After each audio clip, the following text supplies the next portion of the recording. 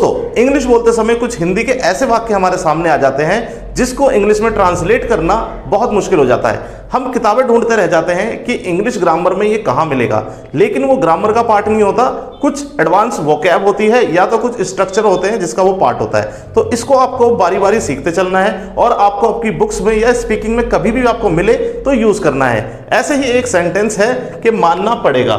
मानना पड़ेगा तुम पागल हो, मानना पड़ेगा वह ईमानदार है, मानना पड़ेगा वह रुका नहीं, मानना पड़ेगा वो कुछ भी कर देता है। तो ऐसे कोई से भी सेंटेंस हो उसको कैसे बनाएंगे, तो उसके लिए यहां पे मैंने आपके लिए लिख दिया स्ट्रक्चर। सबसे पहले मानना पड़ेगा, इसकी इंग्लिश हो जाएगी आई हैव टू एडमिट। वही हमारा एडवांस फ्रेज, एडवांस वर्ड जो है वो यही है कि मानना पड़ेगा, आई हैव टू एडमिट, और फिर अपना सेंटेंस। चलिए इसको एग्जांपल के साथ समझते हैं। मानना पड़ेगा इसकी इंग्लिश बनाएंगे तो आई हैव टू, किसको मानना पड़ेगा, मुझे मानना पड़ेगा। तो I have to admit, I have to admit, फिर उसके बाद सेंटेंस, तुम पागल हो तो यू आर मैड।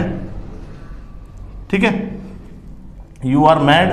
तो इस तरीके से आप सेंटेंस बना सकते हैं। दूसरा सेंटेंस देखेंगे, मानना पड़ेगा वह ईमानदार है, तो आई हैव टू एडमिट वह ईमानदार है, तो he is honest. Clear. Next sentence देखते हैं, मानना पड़ेगा वह रुका नहीं। तो यहां पे कोई वर्ब आगे तो घबराना नहीं है, रुका नहीं, आपको टेंस देखना है कौन सा है और आपको बनाना पड़ेगा। तो आई हैव टू एडमिट, वह रुका नहीं, तो ही